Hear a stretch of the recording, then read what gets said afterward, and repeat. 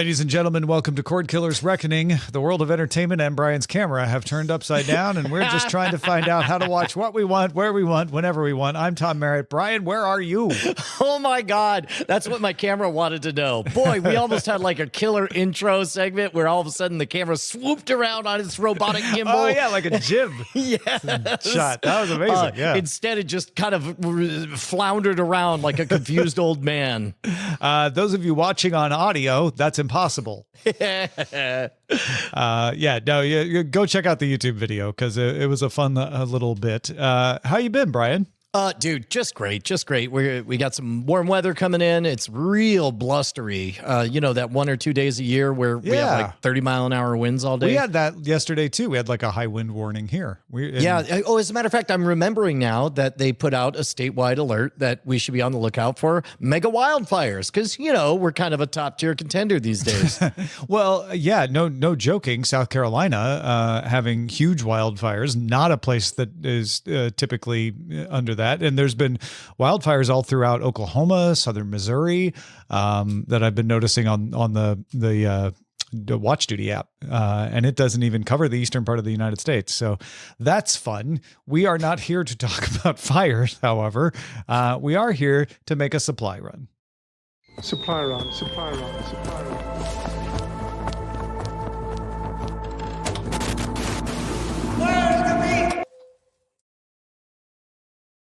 Brian, if it's too loud, are we too old? I assume that nowadays the answer is yes to are we too old for just about anything? Are we too old to ride that? Yes, we are. Are we too old to understand it? Yes, we are. But the too loud thing, maybe we are too old because I'm not impressed with the too loud thing. We've heard this a time or two before, haven't we, Tom? Yeah, so there's an article in Ars Technica about an increasing number of complaints to the United States Federal Communications Commission that ads are too loud. As of 2012, under the Commercial Advertisement Loudness Mitigation Act, a brilliant acronym, Commercial Advertisement Loudness Mitigation, the CALM Act. Oh, please. Yeah. You know, you could say what you will about Congress, but it's really good at an acronym from time to time.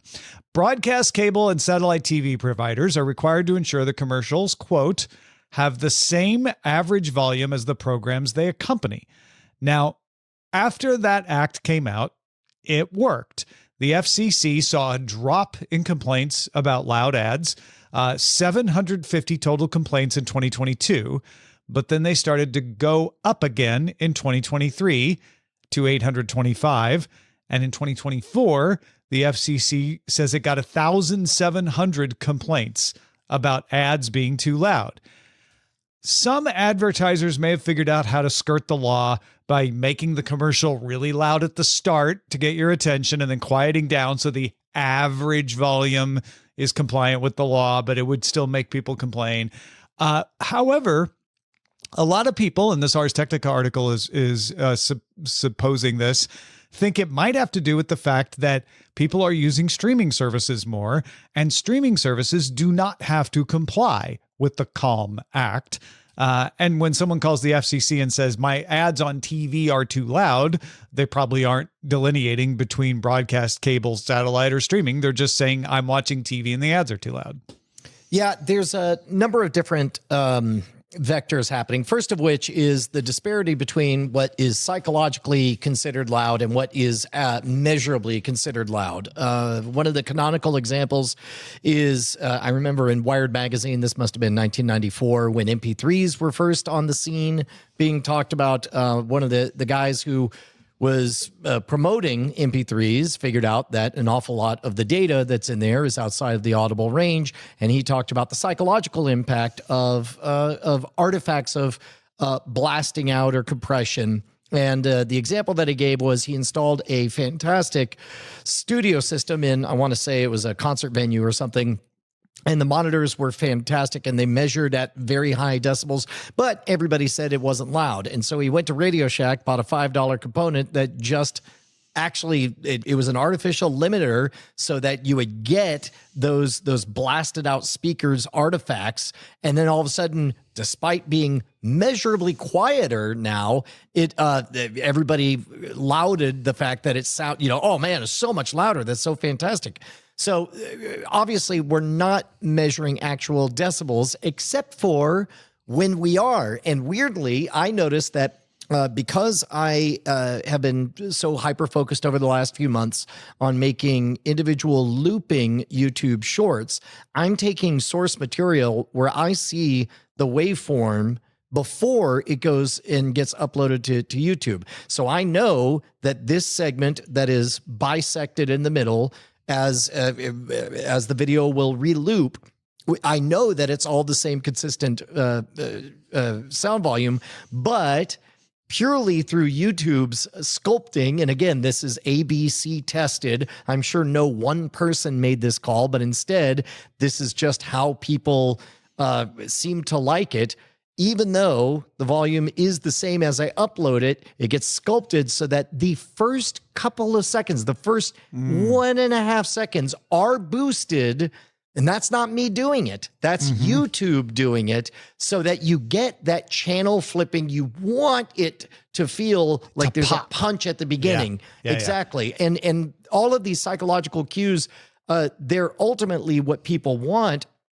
And of course, the streaming services, they all have to deal with the push-pull of your Jonathan Nolans out there who design everything with a specific experience in mind. For example, I had to field all of the complaints when Jurassic Park was in the theaters because it was, quote, too quiet at so much of the movie.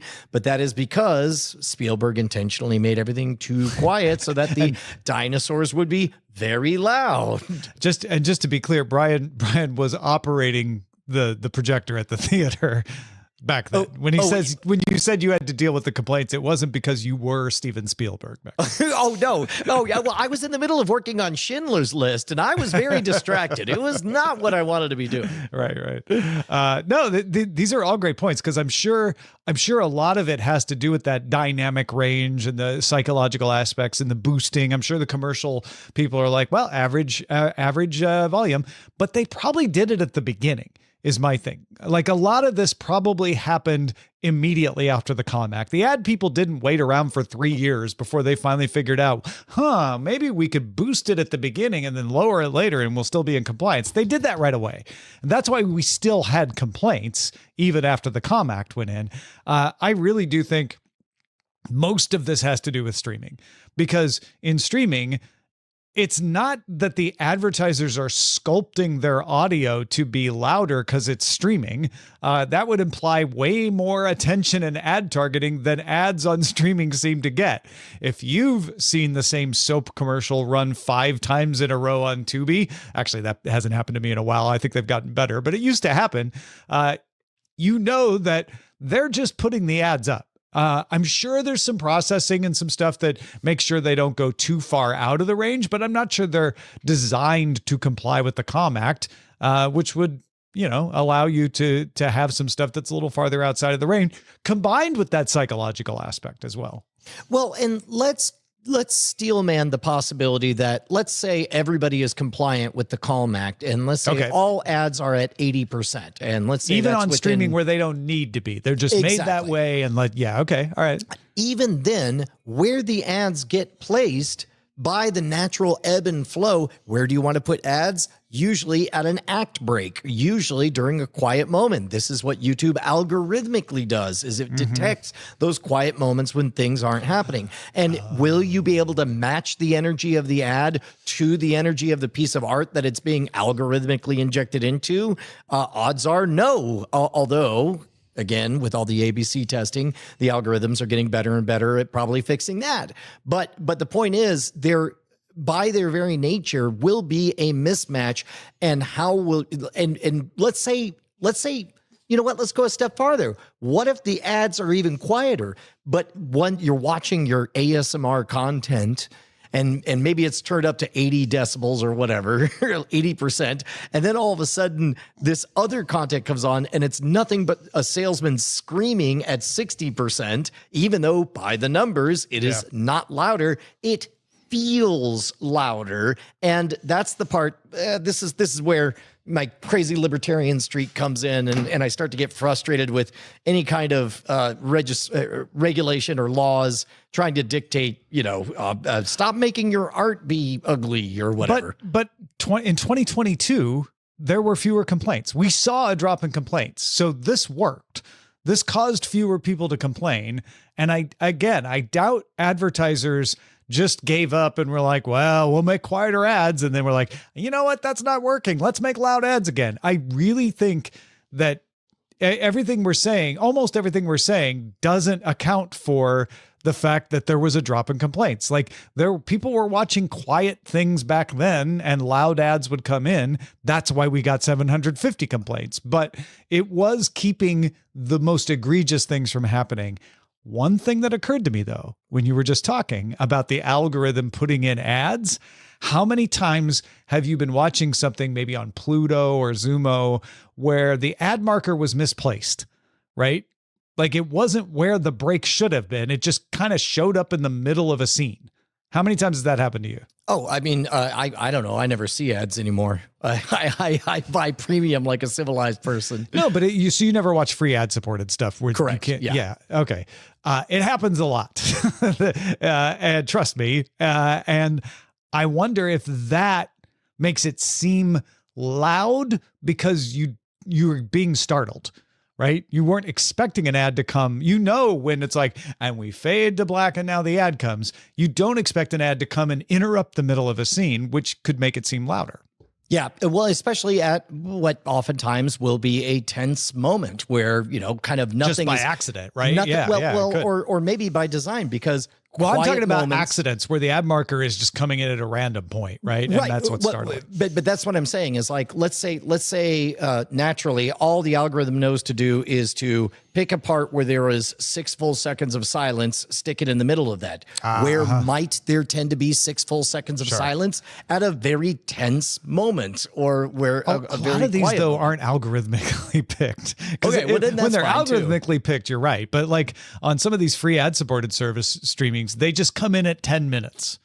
I do want to bring up one other thing on, I don't necessarily attribute. So what do they say? They say never attribute to malice that which you can attribute to incompetence, right? Yeah. And then there's below that, I'll say you don't need to attribute to machinations that which you could attribute to core human nature. If you've ever gone on a diet, if you've ever gone like strict raw vegetables or whatever, your palate changes. And then you get to a point where you're like, holy crap, when did carrots get so sweet?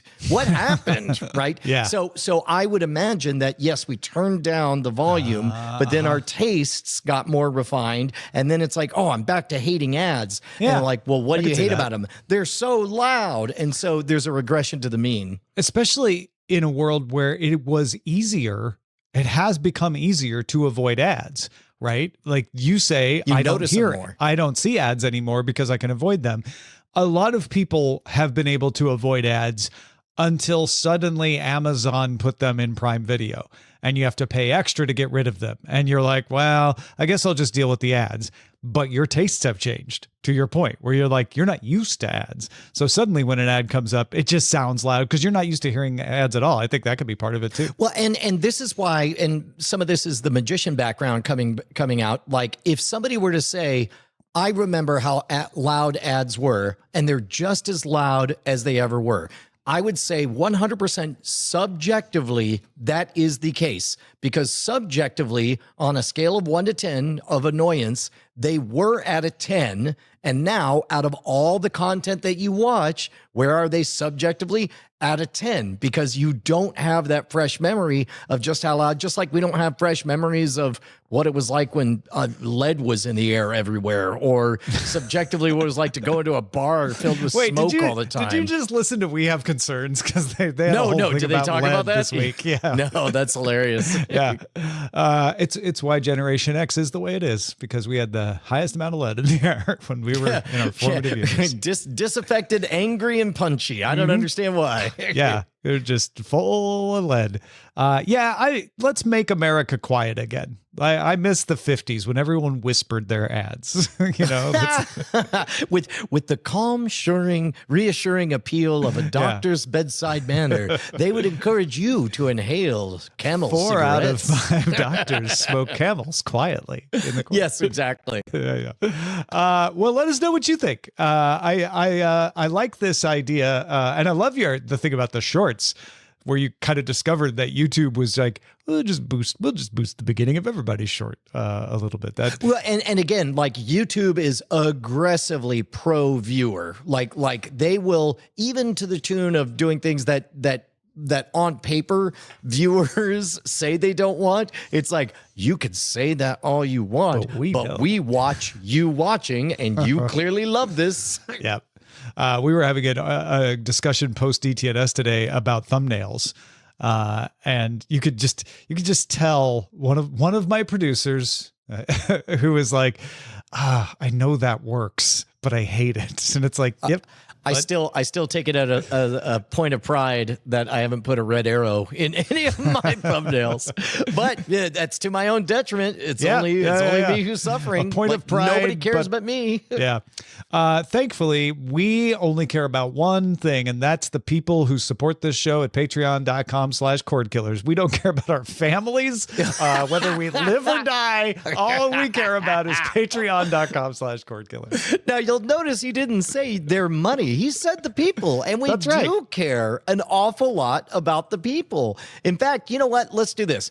You guys have a choice. I don't often do this. And if you're curious, in advertising, they call this the yes or yes close. So I'm going to give you a choice. Either now's the time, after 15 years of listening to us, flapping our gums, to join us at patreon.com/Cordkillers and keep us loud, live, and independent, or you will be granted a pass if you ask us a meaningful question at cordkillers@gmail.com. You can signal that you appreciate what we do with a little bit of action or a little bit. I'm telling you guys, though, the easier one is the money thing. You do it once, you will never, ever notice. It's the closest thing to actual magic on the planet. You will make the action once, never think about it again, and you're making a world of difference for us. Yeah, indeed. And I won't have to lean over a way to try to make a red arrow show up in our video anymore. Oh, is that what you're trying to do right now?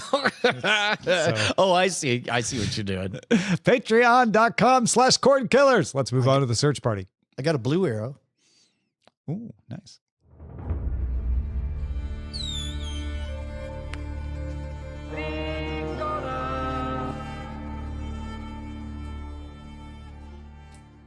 So, Brian, here's the good news. Hulu streamed the Oscars to its subscribers for the first time this year. You didn't need to subscribe to Hulu Live and get it through ABC. Just a plain old Hulu subscription was all you needed to watch almost all of the Oscars live. That's fantastic, Tom. I'm telling you, Hulu's finally stepping up and they're taking over the mantle of broadcast television. Anybody should be able to reliably turn on the TV and see certain cultural touchstones. I'm sure everybody enjoyed the entire thing from beginning to end. Yeah, well, the beginning was a little tricky, I'm going to admit. Apparently, about 34,000 people were on Down Detector saying they had issues logging into Hulu. Hulu acknowledged those, went on social media and was like, hey, we know there's some login issues. We're working on it. We're going to get you in there right away. And they always have a little red carpet thing before the stuff starts. So hopefully a lot of people were able to get their login figured out, before the actual monologue, but eventually everybody got in. So they might have missed a little of the beginning. But then they were in and watching the Oscars, right? In theory, however, in the chat, Ambassador Delmo put it so well because I got this reference. He said, they pulled a Heidi, by which he's talking about, I believe it was a Super Bowl or something. Where no, it was just an NFL championship game. I don't think it was a big game. It was a big game. And this is before they had established the rule book of let the game finish. I think it was a really close game. I don't even know if it was a playoff game, but yeah, they just at on the dot, top of the hour, before Heidi started instead of the end of the game. I remember my dad being so angry. Like the opening title screen of Heidi is emblazoned in my brain still because of What's funny is I only heard about it like after the fact, but I know that opening, just watching it, it was really stark. But I thought my dad hated Heidi. I actually have a very clear memory of this. I was on the floor playing with like my purple Volkswagen car, and suddenly my dad just like, oh, what the hell what is this? And I look up and I see the opening title card for Heidi. I'm like, why is he so mad at Heidi? Does he really not like? I asked my mom, does he just hate Heidi? She's like, no. The game wasn't ended yet. That seems to be what happened with Hulu. Hulu was scheduled to end the Oscars broadcast at 10:32 Eastern. Of course, the Oscars ran long. And the knee-jerk reaction and analysis from everyone is, how dumb were they that they didn't add time? Everyone knows the Oscars goes long. As we were just saying, don't attribute to maliciousness what can be attributed to incompetence. Also, I would add, don't attribute to incompetence that which can be attributed to inattention. I guess, and I still haven't got confirmation on this, that there is a default end time when you program a stream in Hulu's content management system, and that you say, this program is 3 hours, it automatically adds 2 minutes and makes that the end time. And you have to remember to go in and extend that and say, yeah, it's a 3-hour broadcast. That's how we want it to appear on the description, but we know it's going to go long. So let's build a grace period. And someone forgot to do that, or they did it and it didn't save. Because that's happened to me too, where I'm like, no, I know I entered it and the system didn't save it. I think it's one of those two. I don't think it's people at Hulu didn't think the Oscars would run long. Yeah, and whether or not it's exactly as you speculate, certainly that could be it, and that's good enough if you're looking for the mystery of that. And also, there's also a weird bias where we're going to remember the misses but forget the hits. Like, for example, in the case of they prepared for as much as they could for the influx of people for the Oscars, they did their best guess. Turns out slightly more people than they expected showed up, caused some hiccups at the beginning. That's fine. But meanwhile, how many events did they apportion bandwidth and staff and all that stuff for? And then the audience didn't show. It's not like the audience gets headlines saying, where was the audience for this? Oh, I guess that happens too. But the audience always feels like it was somebody else who screwed up, not you. Yeah. And apparently 18 million people watched the broadcast, like some of them on ABC, not all of them on Hulu, but combined, it was popular. I think that's the takeaway here, is that the Oscars live stream was popular enough for people to get mad when it didn't work on Hulu. Enough people were wanting to watch it on Hulu. I would love to believe that the entire cutoff was because Adrian Brody refused to get brodied. They started to try to play him off, and he was like, no, I invented that. Forget it. Yeah. and then the whole show went exactly that 2 minutes long. I mean, you're not wrong. Like, the joke is that, people missed the rest of Adrian Brody's speech. But they also missed a couple of awards after Adrian Brody's speech that came on. We also got an email from Dan Campos who said, how profitable are live events like award ceremonies to the streamers? It will be interesting to see Hulu's numbers after last Sunday's Oscars, as well as lessons learned with the event.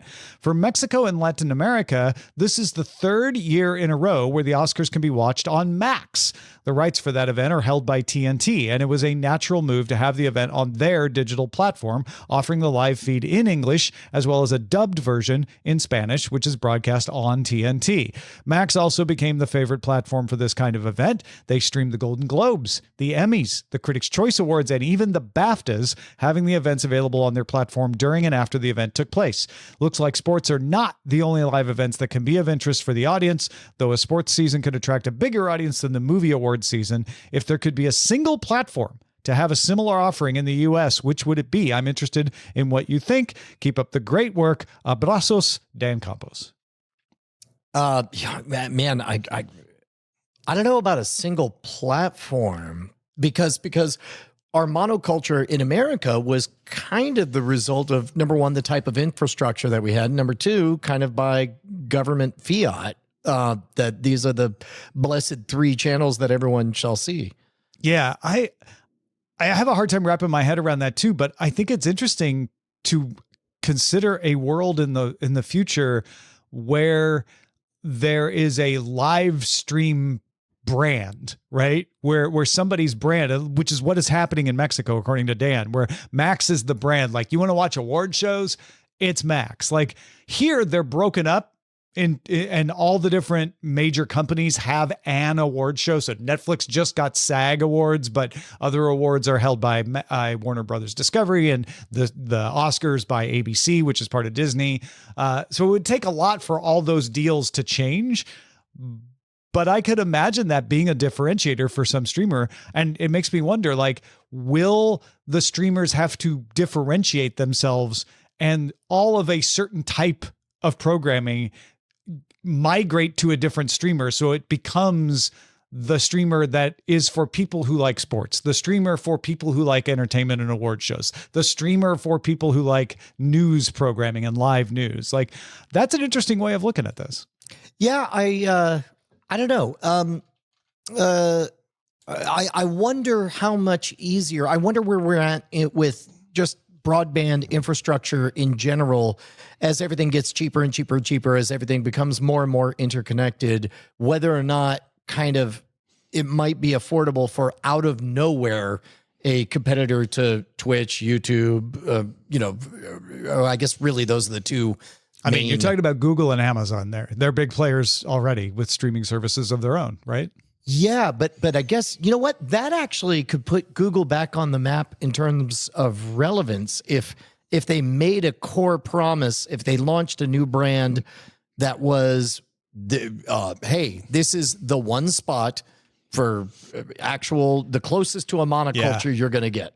And YouTube could be that because they are in the unusual position in streaming where other streamers stream things on YouTube, right? Like, you don't have anyone going to Netflix and doing a simulcast. You do have people saying, oh, we're going to stream this baseball game on YouTube. We're going to stream, but it's still theirs, right?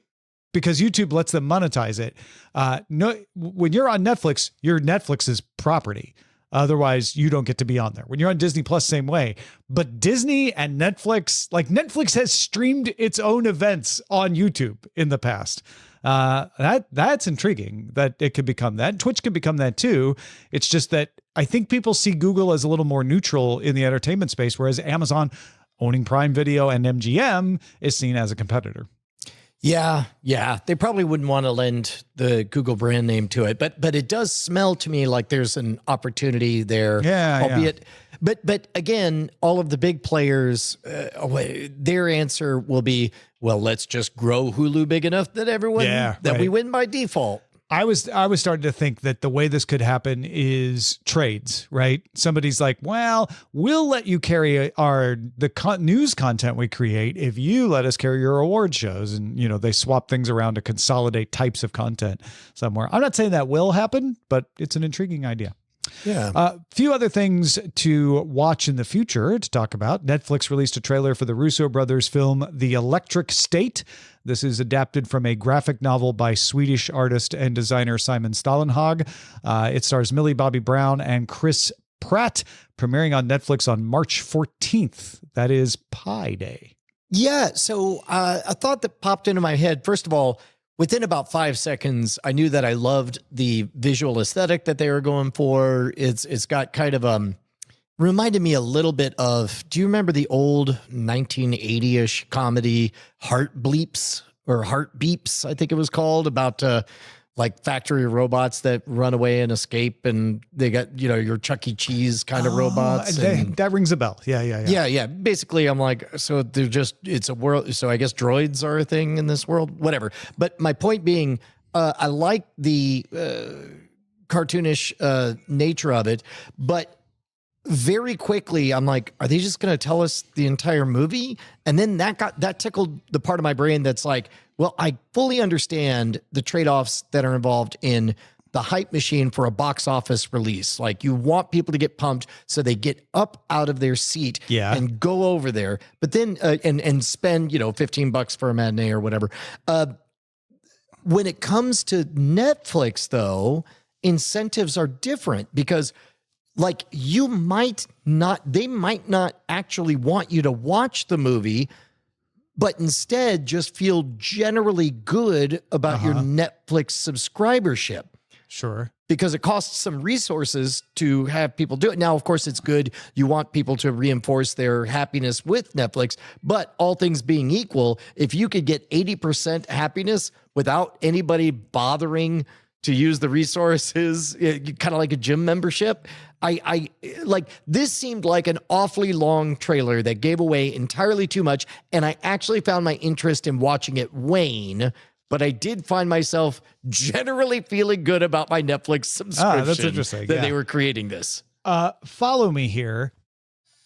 Who sees Netflix trailers? Where do you see them? Like occasionally Netflix shows a trailer on broadcast TV as a commercial, but I don't think this one will end up being that. Maybe I'm wrong. This trailer is one you have to go to YouTube, click on the electric state, and either YouTube is like, oh, we know you like these kinds of things, and shows it to you, or if you have to know to go and find it. Given that, and knowing this is based on a cult hit graphic novel, Netflix may have created this trailer to make fans of Simon Stålenhag happy, in which case they already know the plot. What they want to see is how is it going to look on screen? And this trailer says it's going to look like this on screen. Would you like to see the entire thing? Come to Netflix to watch it. Yeah. I don't know. Listeners, chime in. Cordkillers@gmail.com. Another trailer kind of in the same vein. Disney Plus and the BBC announced the next season of Doctor Who starts streaming April 12th. There will be 8 episodes in this season. Belinda Chandra, played by Andor's Verada Sethu, if you remember her from Andor, she will be a new companion for the Doctor. Ian Cumming is playing a cartoon villain called Mr. Ring-a-Ding, described as a happy, funny, sing-along cartoon who lives in Sunnytown with his friend Sunshine Sally. However, in 1952, after years of repeats in cinemas, Mr. Ring-a-Ding suddenly looks beyond the screen and sees the real world outside, and the consequences are terrifying. Did you watch this trailer? I did. And it got me again thinking about the meta of trailers. And this one, I don't know if you have a specific answer, but I hope somebody out there at cordkillers@gmail.com writes in.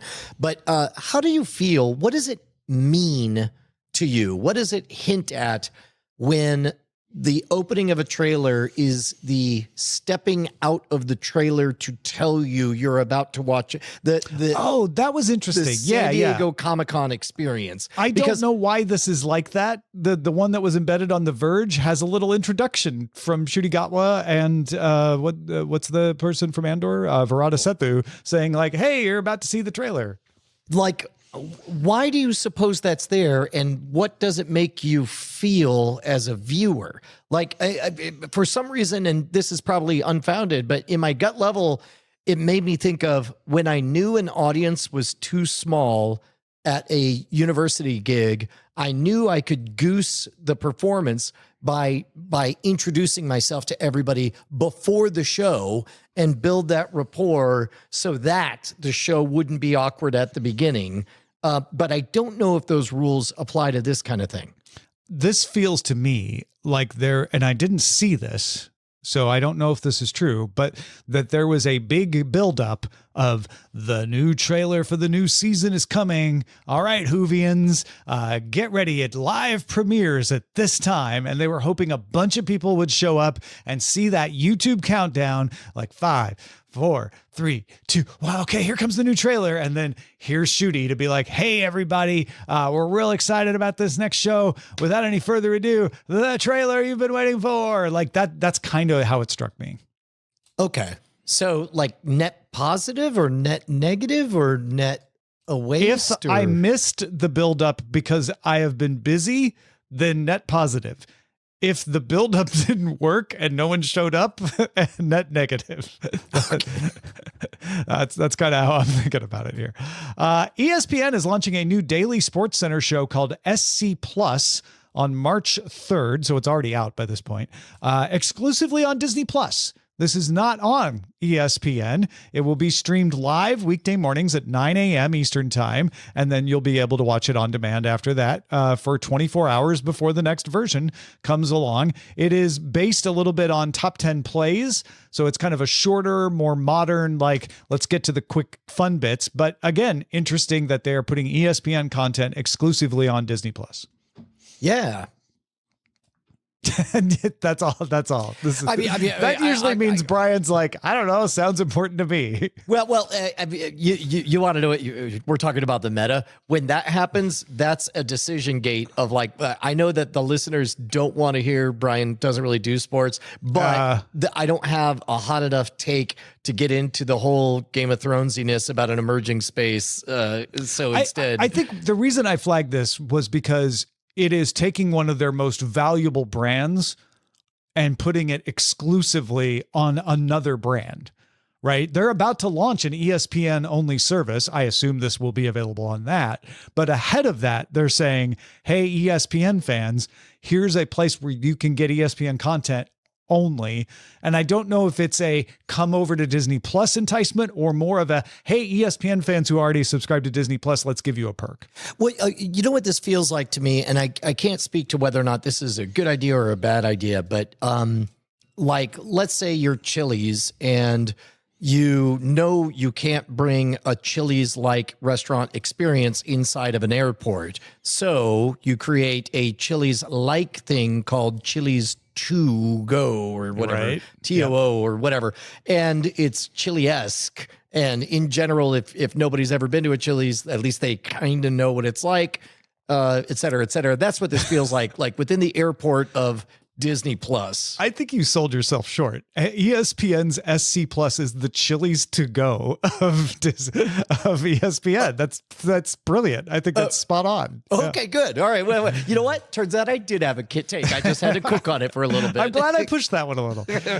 Amazon has decided to have a second go at adapting the Culture series, the science fiction novels by late Scottish author Ian M. Banks, starting with Consider Phlebas. According to what we've read, Amazon stopped development on this in 2020, so it's nice to see it come back.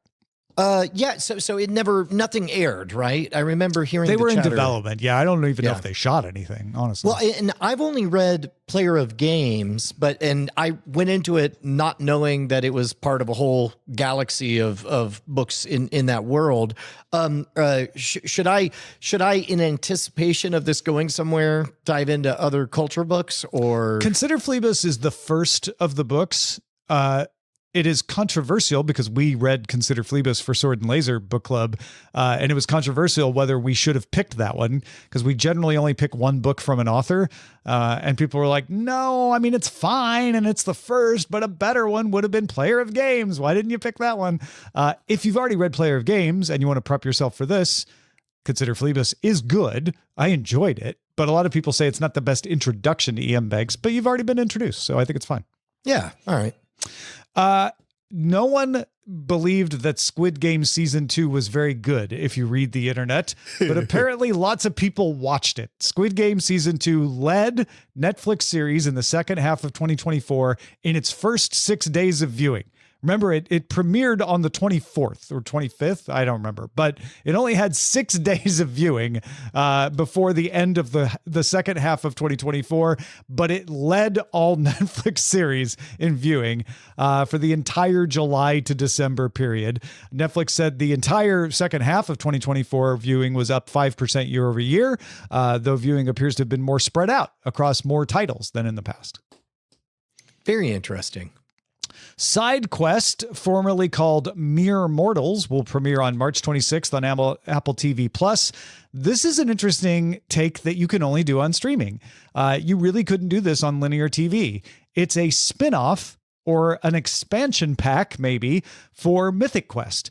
All 4 episodes of Side Quest are going to become available on Apple TV Plus the same day that the season 4 finale of Mythic Quest launches. So if you're like really excited about the finale of Mythic Quest and want more when it's over, you've got 4 side quest episodes that are centered around different characters.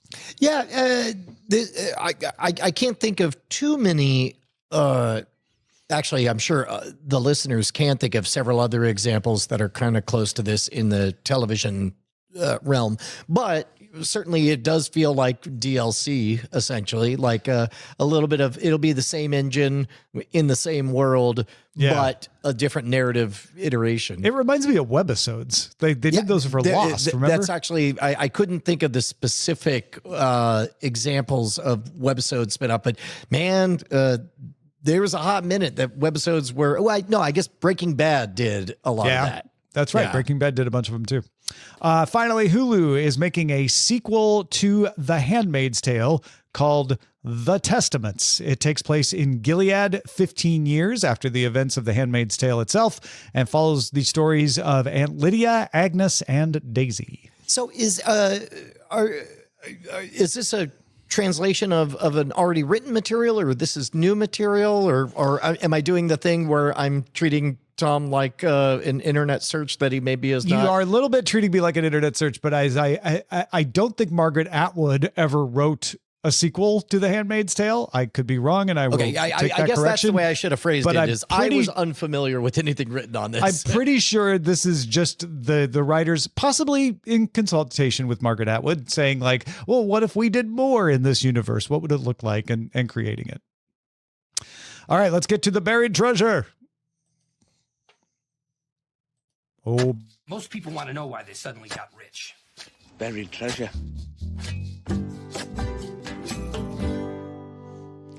The buried treasure is the portion of the portion. My Southern Illinois accent came out. It's the portion of the show, Brian, where we talk about things we've been watching to add to your to-watch list in case they sound interesting to you. Brian, what have you been watching? Man, I've been watching a little show called White Lotus, but not never the current heard of season. it, except it was my buried treasure last week. Yeah, well, but you were talking about season 3, the current season.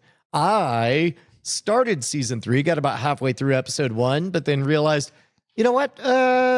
Josie wants to see all of these, so I'm going to take her back to what I know for sure she's going to like, because season 3, I'm like, I don't know, maybe it'll be good, maybe it won't be good. I know for sure everybody loves the first season. Watched the first couple episodes of that, and Josie absolutely loves it. She's 17 as hell, and she loves the Game of Thronesiness. She loves the aesthetics of it. There was a hilarious moment as we're watching it. Bonnie was trying to access. She said a word jumble like, "You watched that British show, the Peaky something? You play the music." And then she goes, "Is that the same?"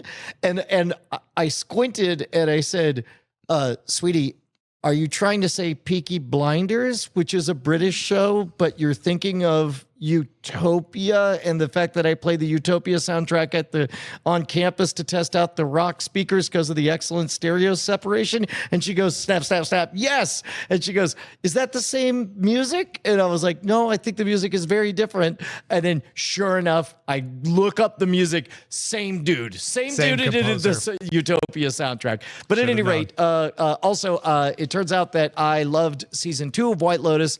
Never finished season 1. So now I'm getting to experience it for the first time. I am excited to see if you continue into season 3 after this or not. 100%. I want to be there. Wait, Josie hasn't seen season 2, so I guess you have to. Yeah, no, I'm going to have to take the long way around. I'm going to have to sit through all of season 2 again. Just to checking in on White Lotus after this week's episode, it is doing that thing from season 1 where it feels like nothing happens. But at the end of every episode, you realize you were paying attention and they're building. And they also have similar to season 1, the dysfunctional family that's entertaining to watch because they're so dysfunctional, and the friends who are like, are they really friends? And, they had, and I can't spoil it, and I wish I can. I wish I could. an amazing scene in this week's episode, ripped from today's conversations in the United States of America, that it could have been riskier, but I was so glad they did it. And I was like, that is something that a lot of other shows would not even touch. And I was glad they did. No, well, right on. Yeah. Anyway, that's not what I wanted to talk about. I wanted to mention Newtopia, which is on Prime Video. It is set in a world where there's a zombie apocalypse breaking out. But there's a couple who decided right before the apocalypse to take a break from each other. One of them is in the military and stationed in a secret like air defense installation on top of a luxury hotel. And the other person, once the breakout starts to happen, is trying to get to them. One of the key gimmicks of the story is that they both have to keep shutting off their phone. Like one of them to save battery until they can get it charged. The other one, he's in the military and they're like, you guys have to put your phones in the vault right now because we're doing a thing. It's really well done. And it's a real interesting game of like getting 15 text messages at a time from somebody who you're like, oh crap, I missed all these messages, except literally their life depends on it because you're talking about a zombie apocalypse. So it's a fun one. I recommend it. It is called Newtopia on Prime Video. And I think it's only 8 episodes long. So we're 6 episodes in. You only got a couple episodes left. How did that one pop onto your radar? It is starring one of the members of Blackpink. There it is. There it is. Yeah. So that's how I do it. Jisoo was in Snowdrop on Disney Plus, and it was fine. She was great. The story was good. This one's a much better role for her to show her comedic chops. So I recommend it for that as well. Interesting. There's no official reviews on the tomatometer, but it's got around 90% on the popcorn meter. Okay. Yeah. I guess they haven't reviewed it yet. Interesting. Yeah.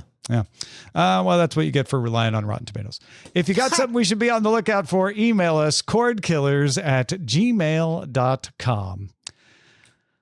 It says that I need to tell the folks in the audience about something that I'm doing. Is that right? Is that what I'm supposed to do right now?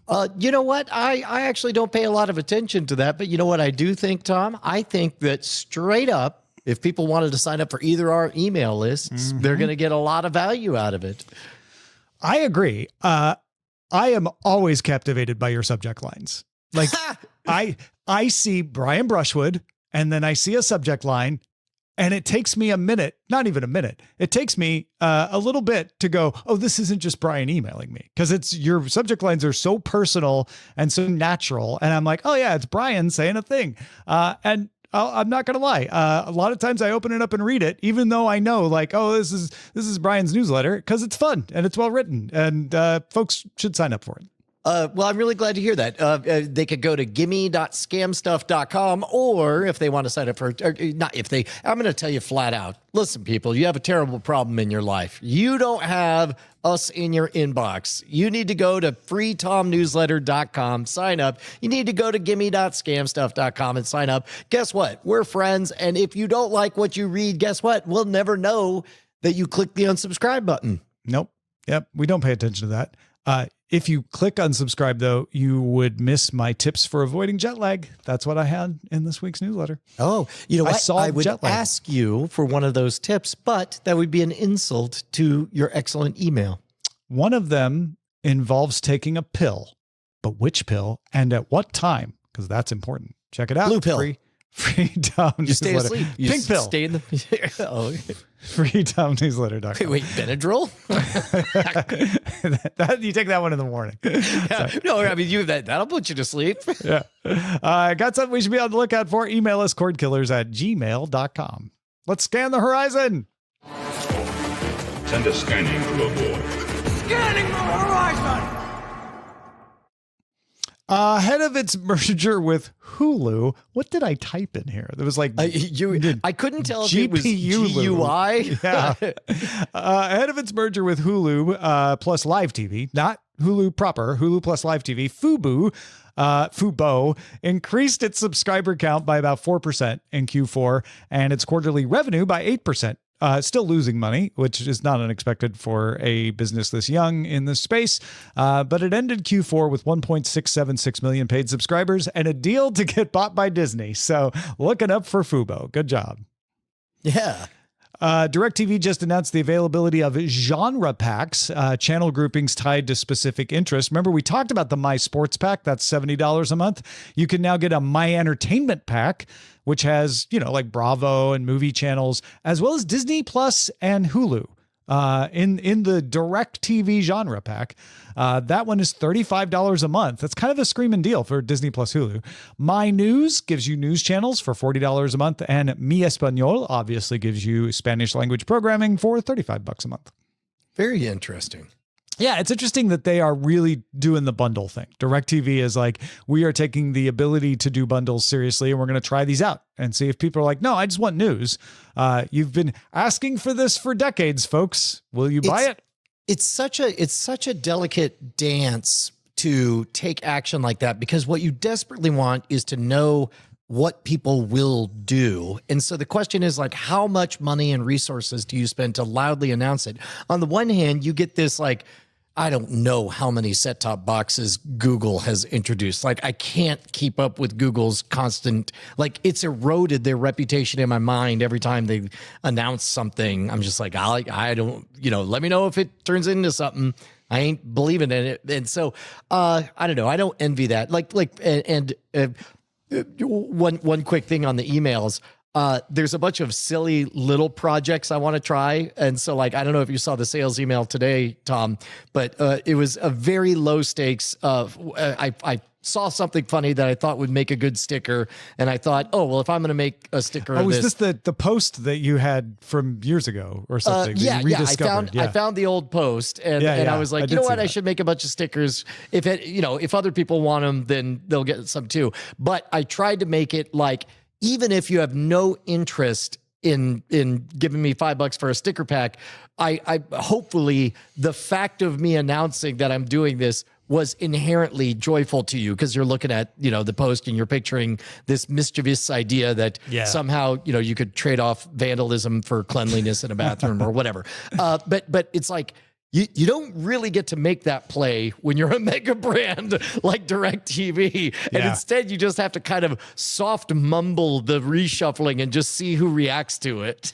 Yeah, I don't know who wants just entertainment. I do know who wants just sports, and I can imagine people who want just news or just Spanish language programming. So I'm curious about that one in particular, but throwing the Disney Plus Hulu thing in there is an interesting way of getting some people to go like, well, it wouldn't be that much more than a Disney Plus Hulu bundle. And then I get all this other stuff too. Yeah, sure. I'll try that. Paramount Plus streaming service notched 5.6 million new subscribers during the quarter. That is revenue from streaming and direct consumer operations rose 8% to about 2.01 billion. Paramount Plus going the right way. New subscribers in a quarter is healthier than I had positioned Paramount Plus in my mind. I don't know what else is on Paramount Plus. What's funny is Star Trek. That was the, obviously I know that one. It was the else. But what's funny is I'm certain that I've watched a fair bit of Paramount Plus without even noticing it, because as we've talked about, there's times I'll look for content and in Amazon and it'll say, you already have it. And I don't notice the fact that it's through the Paramount Plus where it's from subscription. Yeah. Max added 6.4 million subscribers, pushing Max totals up to 116.9 million worldwide, and that division saw a profit.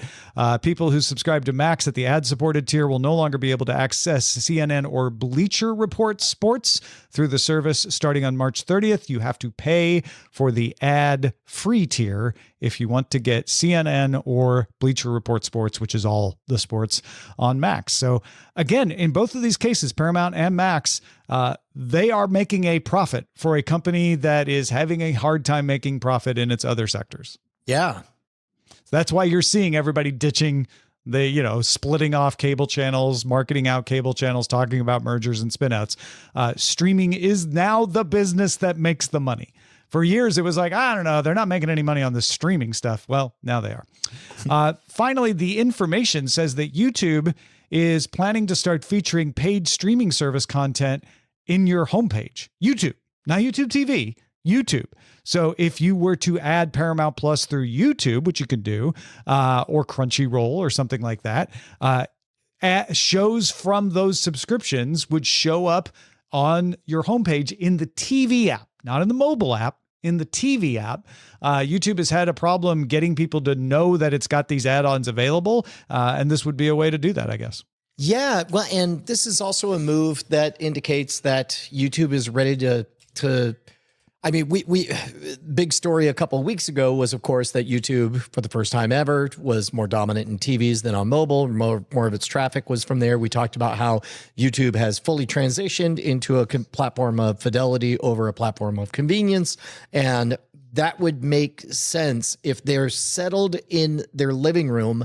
They have to start thinking in terms of, okay, we are now the concierge for the living room. We're as close to, as you were talking about, Tom, that classic monoculture 1980s era, 3 channels. We don't curate the content and we have different standards. But if we're going to be a host, what are the things we have to consider? And one of them is featuring the stuff that people are paying for.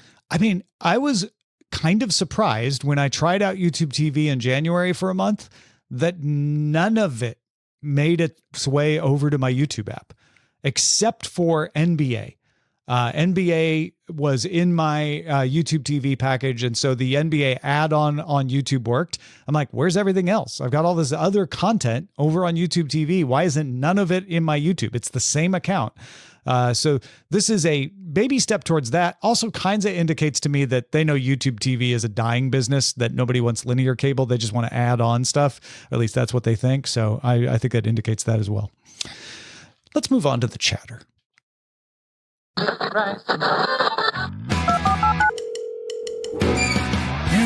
got mail. Amar writes, when I heard Brian's idea about the potential for Amazon to make an alt history Eastern German pro-communist version of James Bond, I thought it was a gag that was veiledly referencing the fact that Amazon has done something relatively similar before, their short-lived series Comrade Detective, which is basically a parody of Cold War era communist propaganda that goes to a nearly absurd length to assert its own authenticity. His subsequent doubt at whether or not Amazon could actually pull this off made me realize that he wasn't doing a bit. Figured y'all would get a kick out of this since it's so close to what Brian described. Yeah, I had totally forgotten about this, and I went back and watched it to see if maybe, unconsciously that's what I was pulling from, and I don't think it was, because this thing is wrapped in so many multiple layers of irony that it's clearly a parody thing. Whereas I think what I was pitching you, Tom, was kind of non-ironic, just awesome, happens to be from the other side. Yeah, it's still James Bond, just, from there. Yeah, similar to like the sequel to X-Wing on PC games was the game TIE Fighter. And it wasn't like a wink and a nod, you're for the Empire. It's like, nope, now you're going to fly this TIE Fighter, now that TIE Fighter. Yeah. Or Red Sun, the graphic novel where Superman is a Soviet. He crashes in the Soviet Union. Yeah. And Jonathan writes, I'm awful at providing feedback, but have been listening to you all through previous iterations of the show, and I'm happy to be a supporter on Patreon. Throwing in my 2 cents that I'm in the same boat as Tim number 1. Most of the podcasts I listen to fill up my feeds on Wednesday, Thursday, and Friday, so being able to listen to Cordkillers on Tuesday during my commute and afternoon child taxi service time worked perfectly. This week, I am only just getting to listen now on Sunday afternoon. Definitely go with what works best in your all schedule and what the majority agree is best, but I appreciate all the great insights on the shows to watch and how the networks and services interplay. Keep up the great work. I'll keep listening at some point during the week. That's one of the fascinating things about the asymmetrical, there's a considerable part of our audience that were baked into their weekly routine. Yeah. And hopefully, fingers crossed, we make the cut and we show up at a different, like instead of keeping them company on this commute or whatever, now we keep them company at the gym or something. Yeah. In fact, if anybody, you know what, quirkillers@gmail.com, share where our hangout is. Because weirdly, I think that would be helpful to us. Yeah, I've gotten out of my routine in the past year, but for a while, I associated shows with what I tended to be doing when I listened to that show. Like my friend Dave's Broken Area podcast was always when I was gardening on the weekend, or This Week in Science was an evening dog walk. Like it just worked out that way for the longest time. So I would love to hear who are we to you? What are you doing while we are hanging out with you? Gym, cooking, whatever. That'd be fun. Cordkillers@gmail.com. Our website is cordkillers.com. Our email address again is cordkillers@gmail.com. And we are live at twitch.tv/nightattack Tuesdays at 4:30 Central, 5:30 Eastern, 4:30 Central. I reckon we'll talk to you next time. Bye. Nailed it.